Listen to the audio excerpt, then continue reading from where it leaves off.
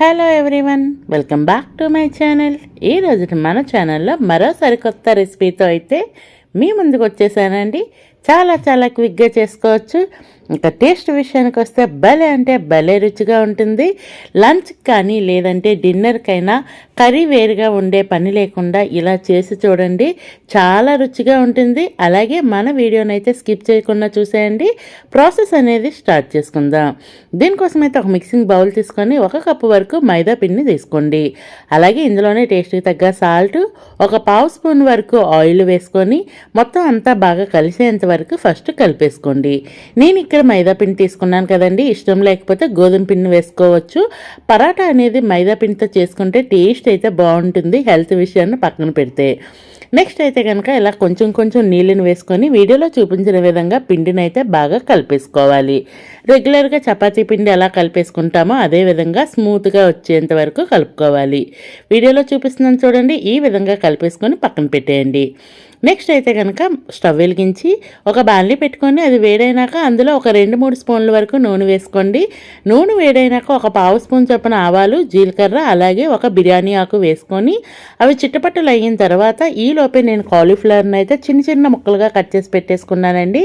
ఈ విధంగా చూపిస్తున్నాను చూడండి, అలా కట్ చేసుకున్న కాలీఫ్లవర్స్ని కూడా క్లీన్ చేసేసి వేసుకోండి. వేసుకొని ఒకసారి బాగా కలిపేసుకొని మూత పెట్టుకొని లో టు మీడియం ఫ్లేమ్లో బాగా కుక్ చేసుకోండి. కాసేపటికి ఇవి మెత్తపడతాయి. ఇలా మెత్తపడినాక మరొకసారి బాగా కలిపేసుకున్నాక 1 పావు స్పూన్ వరకు పసుపు, అలాగే 1 హాఫ్ స్పూన్ వరకు జీలకర్ర పొడి, 1 హాఫ్ స్పూన్ వరకు ధనియాల పొడి వేసుకొని బాగా కలిపేసుకోండి.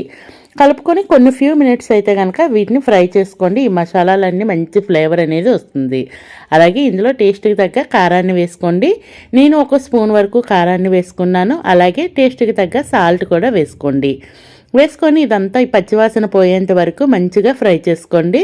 ఈ కారం పచ్చివాసన పోయేంత వరకు ఫ్రై చేసిన తర్వాత మీకు చూపిస్తాను. అలాగే ఈ లోపైతే మీకు చిన్న రిక్వెస్ట్ అండి, మన ఛానల్ ఇంతవరకు ఎవరైనా సబ్స్క్రైబ్ చేయకపోతే ప్లీజ్ అండి సబ్స్క్రైబ్ చేయండి. వీడియో నచ్చితే లైక్ చేయండి, మీ ఫ్రెండ్స్ అండ్ ఫ్యామిలీ మెంబర్స్కి షేర్ చేయండి. అలాగే ఈలోపు కారం అయితే పచ్చివాసన పోయిందండి. ఇందులో 1 టీ గ్లాస్తో అయితే 1 టీ గ్లాస్ వాటర్ వేసేసి మెత్తగా ఇలా కుక్ అయ్యేంత వరకు కుక్ చేసుకోండి. ఇలా కంప్లీట్గా కుక్ అయిపోయిన తర్వాత ముందుగానే 1 బంగాళదుంపను అయితే కనుక ముందుగా ఉడకపెట్టుకొని ఇలా మ్యాష్ చేసేసి పెట్టేసుకున్నాను. అలా మ్యాష్ చేసి పెట్టుకున్న బంగాళదుంపను కూడా తెచ్చి వేసేయండి. వేసేసి మొత్తం అంతా బాగా కలుపుకొని దీన్ని కూడా ఒక 2-3 నిమిషాలు బాగా కుక్ చేసుకోండి. ఇలా 2-3 నిమిషాలు కుక్ అయిన తర్వాత ఇందులో అయితే కనుక 1 హాఫ్ స్పూన్ వరకు అయితే గరం మసాలాను వేసుకోండి. అలాగే సన్నగా కోసుకున్న కొత్తిమీర తరుగును కూడా వేసుకోండి.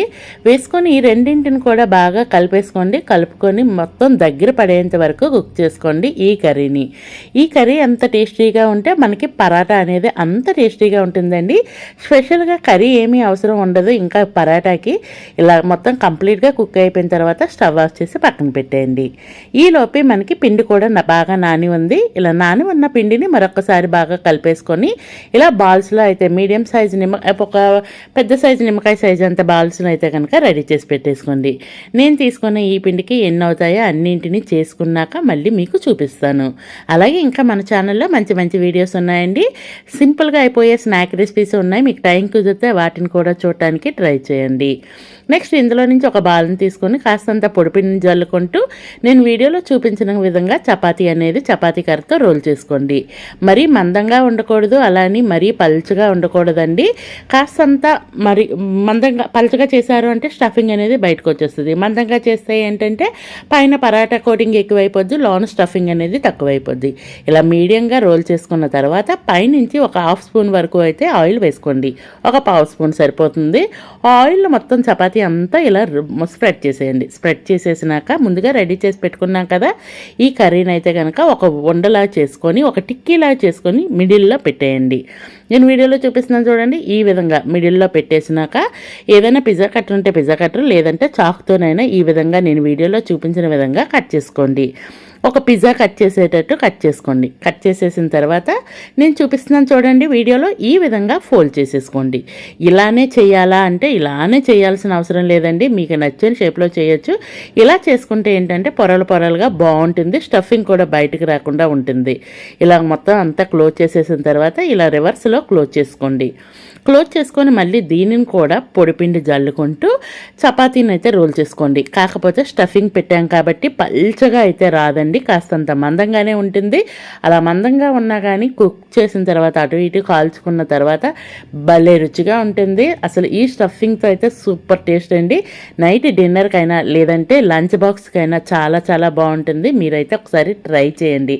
ట్రై చేసినాక రెసిపీ ఎలా వచ్చిందో కూడా మర్చిపోకుండా కామెంట్ బాక్స్ ద్వారా తెలియచేయండి. ఇలా రోల్ చేసేసిన తర్వాత ఈలోపే స్టవ్ వెలిగించి ఒక పాన్ పెట్టుకొని పాన్ వేడైనాక ముందుగా రెడీ చేసి పెట్టుకున్న ఈ పరాటాని వేసేయండి. వేసేసి పైనుంచి మరి కాస్తంత ఆయిల్ వేసుకోండి. రెండు వైపులా ఆయిల్ వేసుకుంటూ అటు ఇటు తిప్పుతూ మీడియం ఫ్లేమ్లో అయితే కనుక మంచిగా కుక్ చేసుకోండి. ఇలా కుక్ చేసుకోవడం వల్ల ఏంటంటే అటు ఇటు మంచిగా కుక్ అయ్యి టేస్ట్ అయితే సూపర్ ఉంటుందండి. పైన లేయర్ అనేది కాస్త క్రిస్పీగా వస్తుంది. అలాగే లోన్ స్టఫింగ్ వల్ల స్మూత్గా భలేగా అసలు నోట్లో వెన్నలా కరిగిపోతాయండి. అన్నింటినీ ఇదే విధంగా రెడీ చేసుకోండి. కాస్తంత పెద్ద సైజు కావాలి అనుకుంటే కాస్త మనం తీసుకున్న పిండి సైజుని పెంచుకోవాలి. ఇలా ఫైనల్లీ మన రెసిపీ అయితే రెడీ అయిపోయింది. చూస్తున్నారా ఎంత ఎమ్మీగా ఉంది కదా, టేస్ట్ అయితే సూపర్ ఉంది. అలాగే ready to eat. Thank you for watching. Please do